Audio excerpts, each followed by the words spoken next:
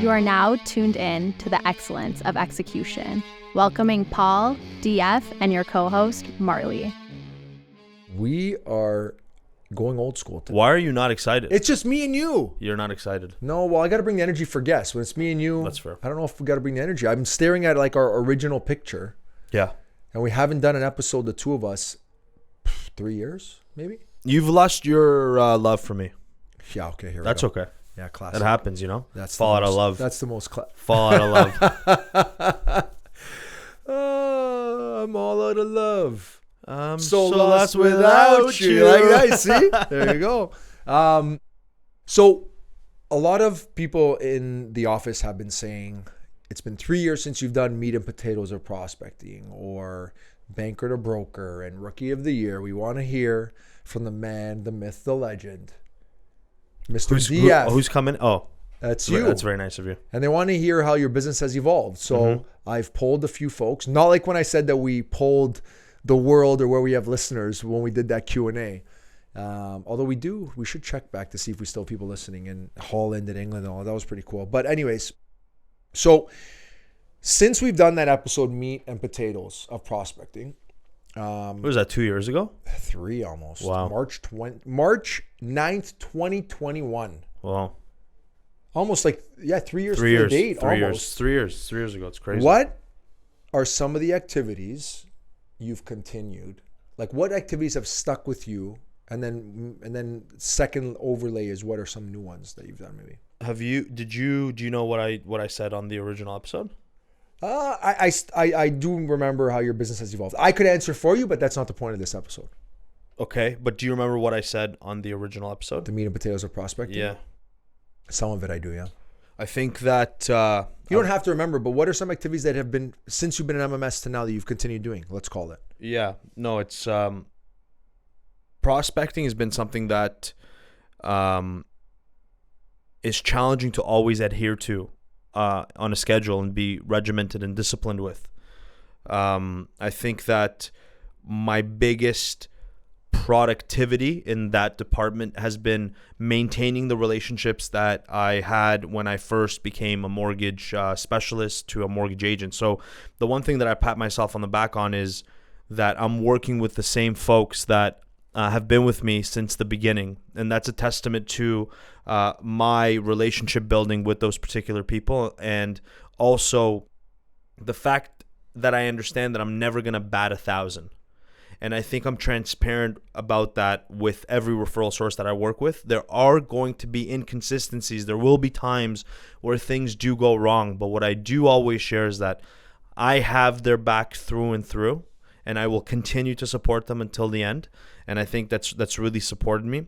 I think the challenge becomes when you become at a certain level of production, you neglect the prospecting. And then what happens is the level of production begins to kind of tamper away. And then you're like, oh my God, I got to start prospecting again. And I think that understanding that it's a very cyclical business, it's very important to always prospect. So maintaining discipline, prospecting 2 to 3 hours a day is something that I adhere to this day. And to get a little deeper into what prospecting is for me, is number one, sending out videos to my closed group of referral partners. So I'll record a video, send it out on a broadcast list on WhatsApp. Can we stop there, or will you remember the other ones? Probably not, but we'll stop. Okay. So I wrote down actually right here, broadcast list versus calls. Yeah. So you've evolved. In 3 years, you've changed. Okay. How you keep in touch with that group of folks that you've been with since day one. So when you say a broadcast list and videos, where are you doing these videos and what are some of the topics? Okay, so when I first started, I used to have the broadcast list where I was recording voice notes. That's correct. Right? So I found that to be very effective for myself. I would record a voice note with whatever's happening at that time, whether it's interest rates, whether it's economy, whether it's something that I've seen or a deal that got done, something interesting for somebody who's not in the mortgage business to know.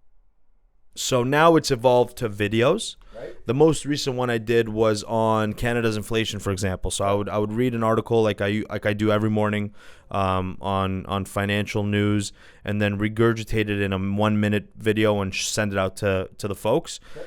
I'm not sure what the penetration is like. I could probably be a little bit better in tracking it because I'm not doing it on a social platform. I'm just doing it on WhatsApp. Mm-hmm.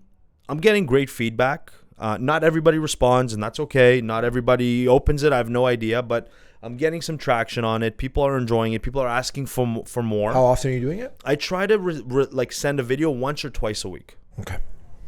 Very interesting. Good. So that's with your group that you're already working with. Yes, sir. This is a list of your COIs, center of influences, that you're staying in touch with on a weekly basis. In the past, you normally call them, check in, or send the WhatsApp voice notes. So you're still keeping in touch with them, touching base, just the format or how you're staying top of mind has changed. Yes. I also think that a great key of success for me has been to earn business through 2 avenues. Number one is education. I always try to over-educate for free. Yep. Right? Over-educate. I think for free is an important piece because a lot of people sell information. I think that I've been successful by giving out more information to referral sources, to customers, to people in our network. And secondly, through being available when nobody else is. Yeah. And I've never really lost that hunger and that fire to pick up that phone at 7 p.m., 8 p.m., 9 p.m. on a Saturday, on a holiday, on a PA day, on Christmas, on whenever. I never lost that hunger. And in fact, to take it even a step further, a lot of folks travel between like the December 15th to January 8th time frame, right? Yeah. And everybody asks me, Dan, why don't you go away? Why don't you go away? I'm in the office every single day. Mm-hmm. And I tell them that I can win not only referral sources, but an insane amount of business in that period just by being available to folks. Yeah. And it's proven to be incredibly fruitful for me, and I continue to do it, and I absolutely love it. Well, it's been successful. That's been key to your success since day one. I remember we used to sit down and talk early days of how you're going to win over those relationships, and they would call you and say, I can't get a hold of my agent or my mortgage specialist, or they are away. Can you do it? That's when you're winning deals. And I think you always said from the beginning, you're never going to be that person. Well, at least you're still at it, where you're never going to make them feel like you're too busy for them, and they're never going to say, I can't get a hold of them. I just don't want anybody to feel in a way that I wouldn't want to feel, no matter what happens behind my closed doors in my office. But you also say another key saying, right? You make every customer feel special. Yeah. Like they're your only customer. No, exactly. Right? And I find myself sometimes needing to humble myself. Mm-hmm. And to me, production level and commissions earned are not as important as the way I make someone feel, and that's a referral source, that's a customer. And I really want to share that I understand that there's somebody entering this space today that is hungrier than me, that could be potentially smarter than me, that has more resources than me, that has more time than me. And I don't want to forget that. I don't want to be in a position where I think that I'm too good for something. And I remind myself of that every single day. And I keep the hustle going and going and going. And there's no reason to reinvent a wheel that's already working. I don't need to be out there doing things that, are revolutionary. Like, I see a bunch of agents marketing that they can get their realtor's database and then they can mine it for them. And then, that's not my style personally, right? My style is let's build a relationship. Yep. And let's both do the right thing together. And kind of just see where it goes. Well, to say that the awards and the accolades and the status isn't more important, the clients are the heartbeat of the business. You're not winning any of that without deals, and deals come from your customers, right? It is what it is. Back to prospecting. So 2-3 hours, that's where we left off before I interrupted you because I wanted to dive deeper. So 2 to 3 hours of prospecting. I think you prospect different now, but okay. I want you to dive into, and I have my answer. And when I say that, I think you're more specific who you want to work with now than day one or 3 years ago, in my opinion. However, I still want you to dive into what you're doing to prospect and who you're going after. Because you're prospecting, when you're saying prospecting, you're not going after the ones that are already working with. That's where the broadcast message, the touching base, the excellent service. When you're prospecting, you're looking for new referral sources, whether that's realtors, financial planners, a barber, whoever the case may be. So what does your prospect look like? When you're saying prospecting 2 to 3 hours, what are you doing? So I really want listeners to be able to walk away with tidbits from this episode that they can really apply. Mm-hmm. And I find that as I think through what I just spoke about, I don't know if it's there necessarily. Now, I could be a little bit desensitized to that, and there could be some things in there, but I want you to ask me questions that we can really extract like real actionable items, which you have, but let's trying. Yeah, let's continue with that. Because someone that doesn't have a database or COIs can't be sending a broadcast list. I understand exactly. So and I also find myself sometimes thinking, what can I do that's new and refreshing to keep myself excited about prospecting? Right. So when I'm prospecting like these days, I'm just calling specific centers of influences. Okay. Just to talk about anything but business. Yeah. It's been really fortunate that I've been able to grow a relationship with these folks. Yeah. And my always one ask from them is to please refer me to their colleagues that think would not deserve but need the type of service that I give to them.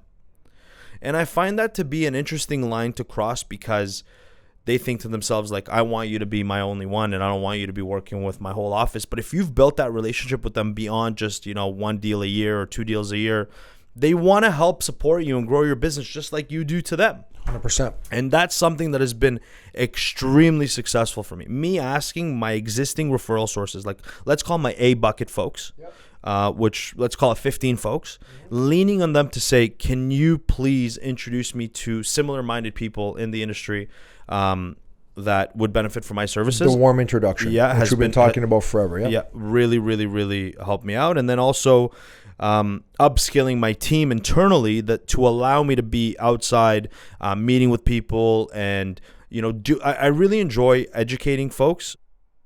So I like to do mortgage checkups. I have those get booked into my calendar. I like to talk to people that I funded a file for, let's call it in 2017, check up on them. I like to call my renewals, which has been really nice. And I find that perhaps some offices that are really high producing would hire a person to do that work for them. And I find it like, if I were to be the customer on the other end, like, is Daniel too busy for me now that he can't pick up the phone and say hello? And I think that activity alone goes so far, rather than have somebody say, hi, my name is Jacob. I'm calling from Daniel Finkelberg's office. I'd like to update your birth date, where you live, and if you'd like to book a mortgage checkup, let me know.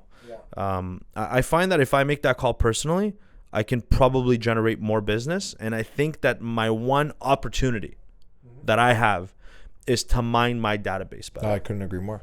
So mortgage checkups, calling renewals, past clients, calling people from many years ago, that is all really mining your database, which I think you've taken serious, which is fantastic. For folks that don't have a database, that aren't as lucky or fortunate to have built what you've built, which is thousands of clients.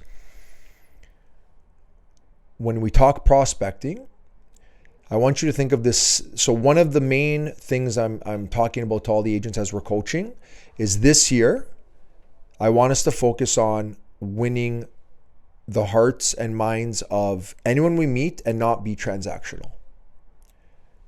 I want you to connect with them personally and then text them immediately with what you connect with them personally, versus that, here's my business card, call me if you have any mortgage needs.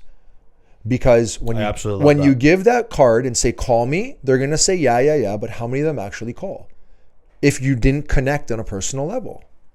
I think that my success in relationship building, and you can speak to this, I think, because you've seen it happen organically, is I try to find common ground immediately with anybody that I meet. Immediately. And yeah, maybe I'm a good chameleon and I can relate to a lot of people just because of my experiences in life, but I find common ground and I exploit it. And I don't mean exploit in a negative connotation. You run with that. I press on what we both are intrigued with, like motivate us. That's right. And it builds a far stronger bond. And they are inclined to do business at that point without me even asking. Definitely I go for the kill and ask. Right. Yeah, asking for the businesses is you need Right. to. I just find that when it's, oh, I do mortgages. Oh, you do this. Oh, yeah, here's my card. Like handing out a business card. Remember when you first started, your goal was to collect as many business cards. But you didn't just collect business cards to collect them. Every single one of those people we'd go through and I'd ask you, what was the conversation? What did you guys talk? You connected with them on something. Whether it was what foods they like to eat, where they went on vacation, do they have kids, whether it was sports, whether it was economics, whatever it is, you were able to text them if you could and say, hey, this is Dan.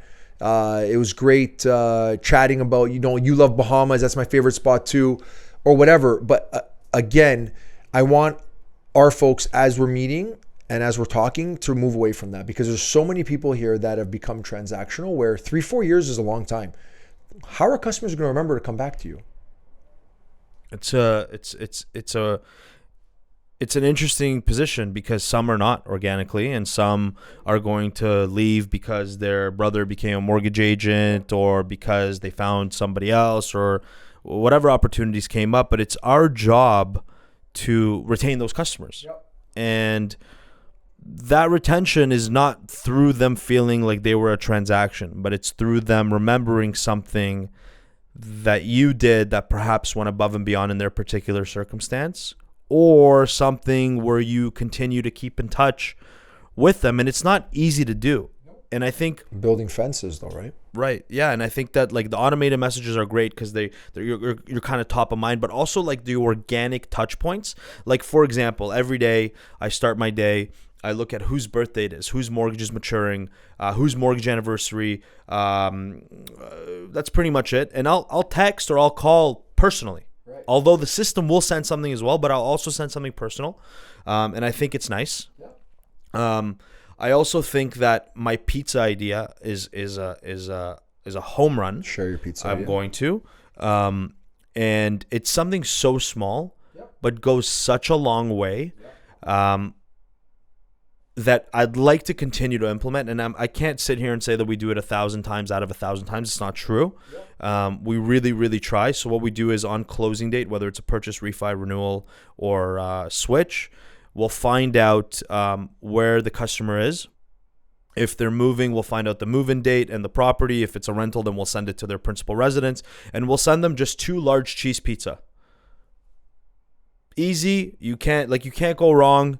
And people absolutely love it. It's such a nice surprise for them. It's almost like a closing gift, but it's even more personal because if they're moving, they're hungry. Yeah, or they give it to the movers if they're not hungry. It's brilliant. It helps out in a big way. Yeah, and then I always put in the card the referral source first and then myself, which is another small thing that's really separated me in the past. And I'll have the referral source call me and say, Dan, did you do this? Be like, yeah, it's from the both of us. And it's nothing crazy. I mean, it adds up if you're writing 50, 60 deals a month, but it's worth it if you're doing 50, 60 deals a month, right?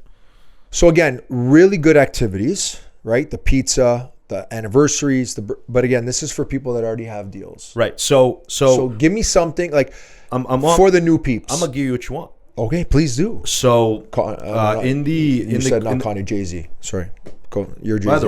Yeah. Okay, go ahead. In the Chris episode, which was an incredible episode. Yes, it was.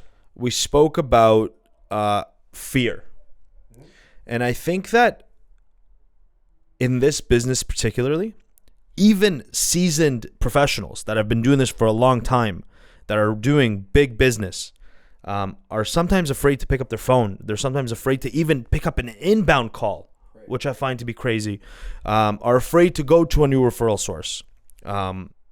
They're afraid of the rejection, or however Chris mentioned that it's not the actual rejection, it's the fact that they think that they may get rejected is what they're scared of. But anyways, that's on a previous episode. What I would say is, do not be afraid to be rejected.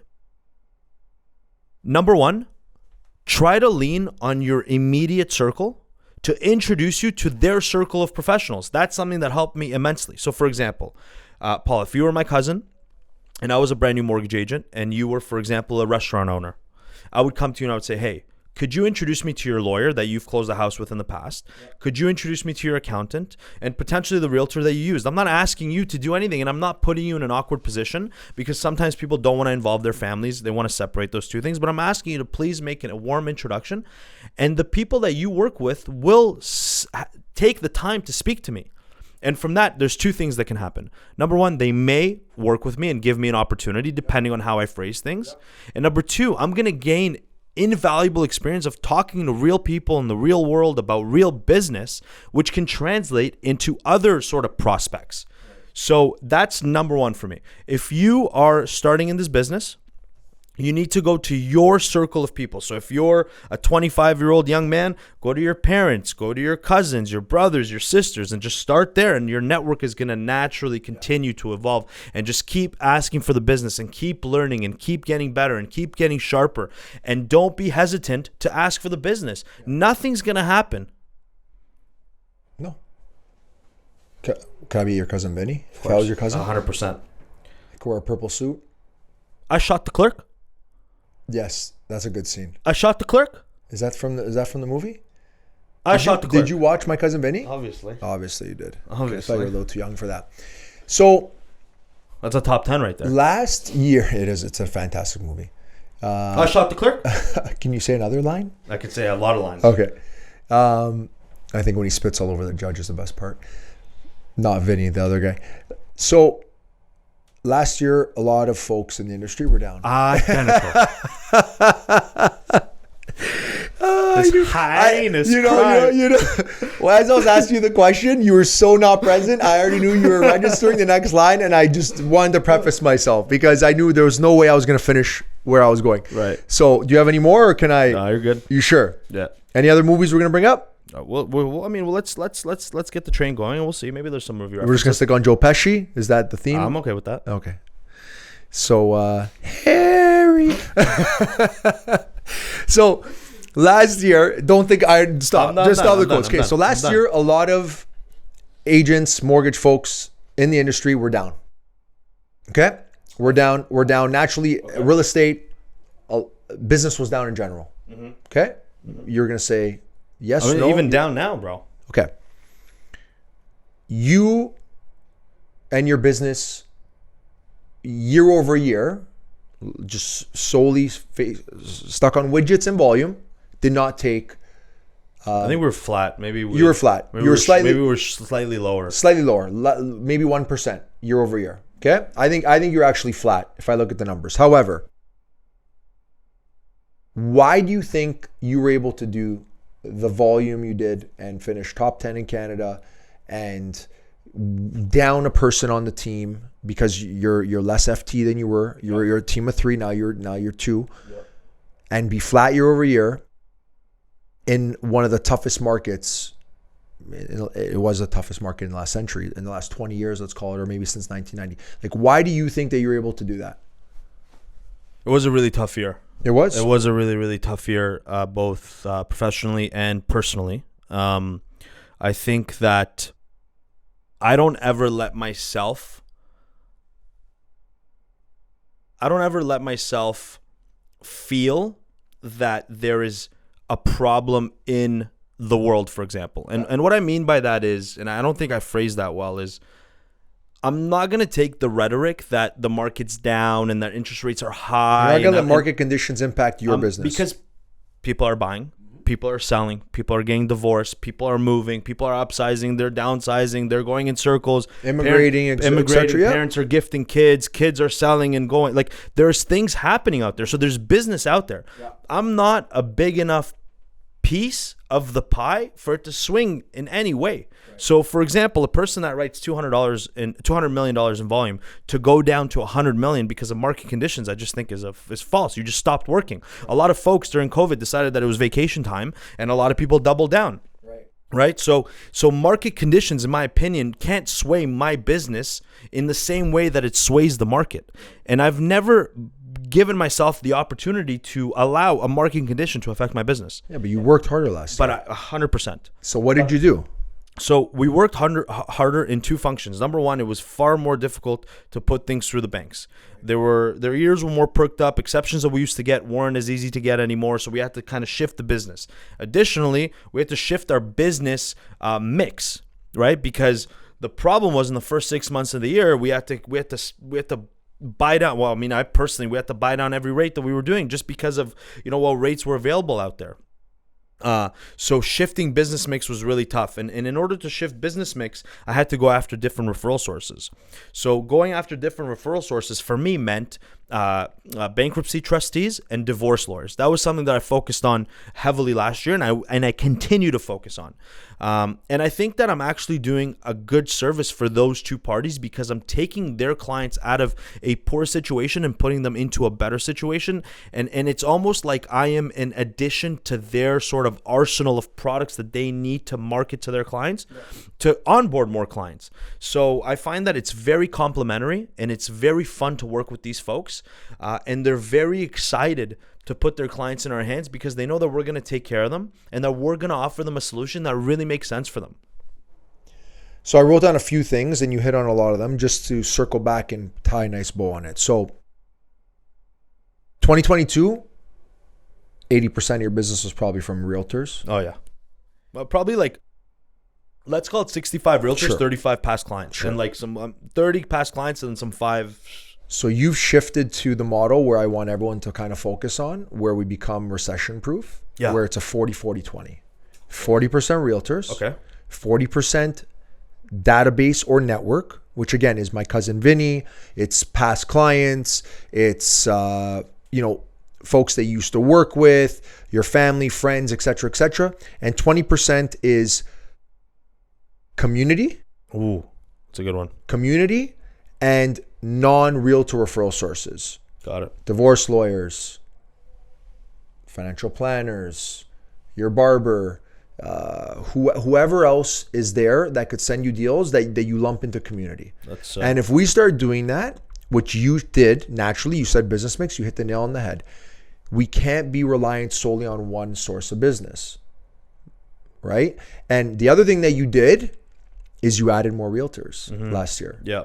Because we knew functionally that the same group of that gave you 65% in 2022 was not going to be able to give you 65% because there wasn't as many sales happening. There wasn't as many purchases happening.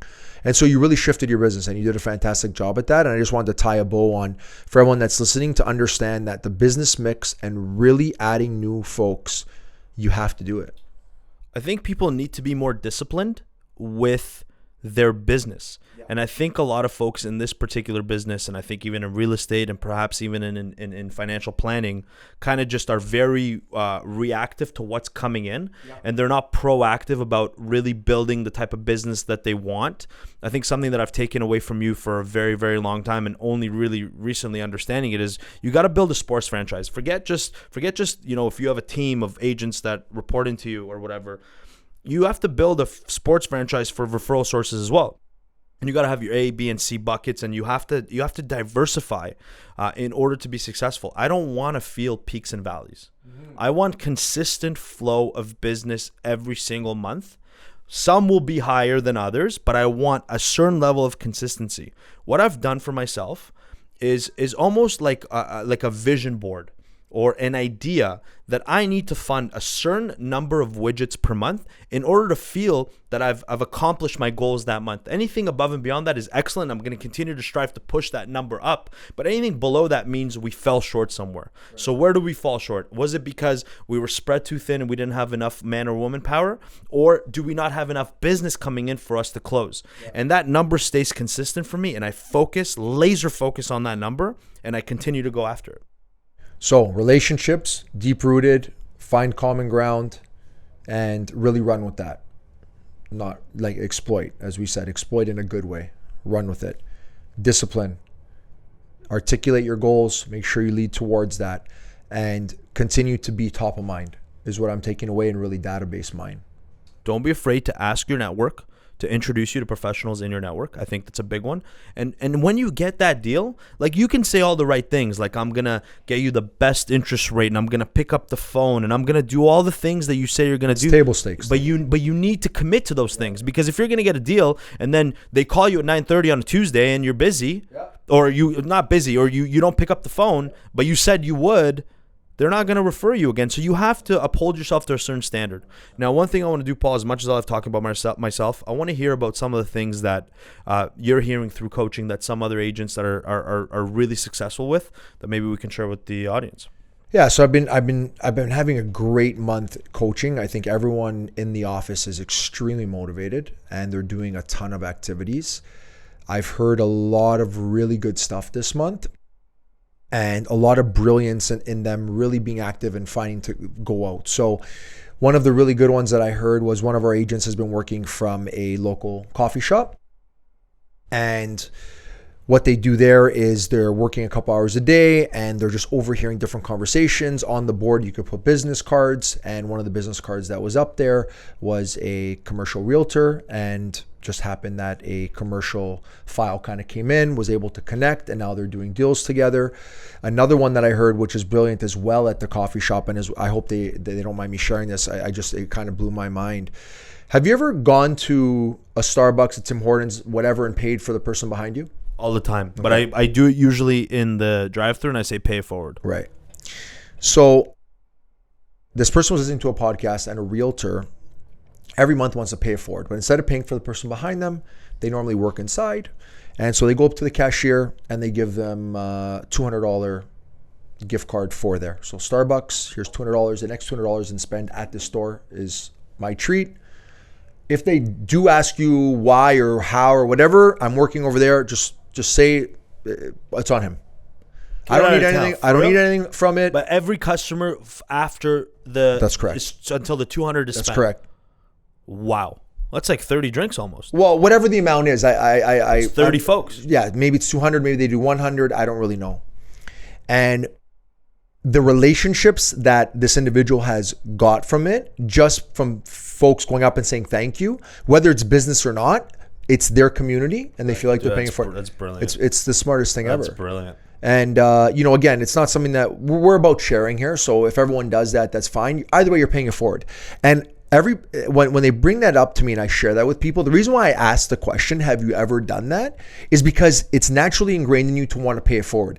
Whenever you do things for business, like, I'm going to spend $200 to get a deal, you're not going with the right intentions. That's fair. So that's why I asked that question, because if you've never done that before, then you shouldn't be doing it just to get business. I don't disagree. But to me, if you're going and working out of a Starbucks, an Aroma, a local coffee shop, or whatever, anyways, why not? Well, what does it cost? $50? $100? Like you're spending way worse on it's whatever you feel comfortable with. Even if you do $50 and then whatever comes out of that.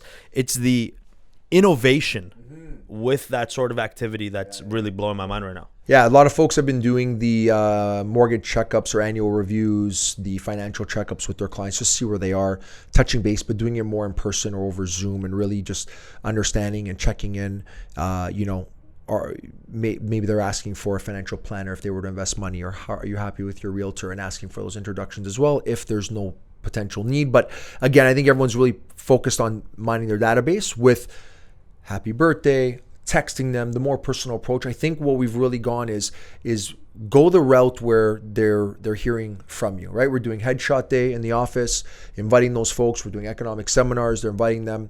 And a lot of folks are doing joint events with their realtors. So, one of our folks is doing a couple of them are doing these workout sessions, right? Where they're teaming up with a gym, an F45 or another place, and they're inviting all their database to come. You get in this workout, it's sponsored by us, and they have a booth and stuff like that. There's obviously this different skating events that have happened. So I think everyone is extremely motivated, and they're trying to add value to their realtors. And I think everyone is just trying to add and really mix up the business and really focus on past clients and bringing in new ones. But there's a lot of really good activities. What I've been doing just for myself to get better, we talk about how do you get better, is I listen to one podcast or audio a day that has to do with entrepreneurial or leadership. And I try to bring that and really map out whose business can this align with. So when I'm coaching you or I'm coaching anyone in the office, I'm really trying to bring something to the table, because in order for you guys to be better, I can't help you get to 250, 300, 400, 500, or help someone that's brand new get to 50 if I'm not getting better myself as a coach. 1,000%. You know, so a lot of really good stuff in the office, a lot of really good activities, and I think that it's just about really pounding the pavement. And I just keep telling everyone, ride the wave right now. Everyone is very locked in, and there's moments in time where you're not going to be as locked in. Just life's going to catch up. There's certain things in your life or in your world that are maybe going to, life gets tough. So when things are going good and you're rolling, keep at it. Don't stop, And everyone's really focused on how many deals and leads a day they want to get. And I think that's a really good way. And I think everyone just understands that they got to do more. So it's been really good. Yeah, it's incredible to hear that. Yeah, so either way, the office has been good. I know a lot of folks wanted to hear you today and talk about this. Is there any habit that has stuck with you or that you've been consistent with, or maybe a negative habit that you had to drop? Maybe okay. One or the other. That's the last question that, I think that we have. the one thing that keeps me dialed in, that I'm super duper focused on, is waking up early. Mm-hmm. And there was a period in time where I kind of let it go, which I was very I remember that. displeased with myself about, and I found that it affected me in many aspects of my life. And I find that when I'm up early, even if I'm just up early to meditate or to even just take a shower, I need to be up early to have a productive day. It's just what I need in my life. And now that I'm laser focused on waking up early, I've been focused on getting back to that routine. And I'm really excited about it. And I try to find ways every single day to excite me and continue to excite me about this business. And it's very easy for me because I love it. Right. And that's through, for example, one day if a new agent joins us, like a high producing agent joins us, I get to help them with a deal. That's really exciting for me. Waking up a little bit earlier that one day, very exciting for me. Seeing my team flourish and keep me out of something that I would have normally been involved in, really exciting for me. So I'm trying to be aware of that. And I really just want to add value to the folks that are listening to this. And I think that, the activities that you're talking about, I find that we're in a space where activities might be shifting into a new style of prospecting. For sure. You know what I mean? And I think that we can extrapolate some of these activities and share them with the listeners. It's really going to help a lot of folks out there. Yeah, I agree. I'm with you. The passion is there. Yeah. We're very fortunate to be, every day I wake up, I'm excited to come to work. Our team's amazing. And being able to coach and learn and share is fantastic. But other than that, we're back to guests, so we won't be having one of these for a while. So it was a pleasure. Well, I'm sure you're happy about that, Paul. I'm very happy. And that's a wrap. Thank you.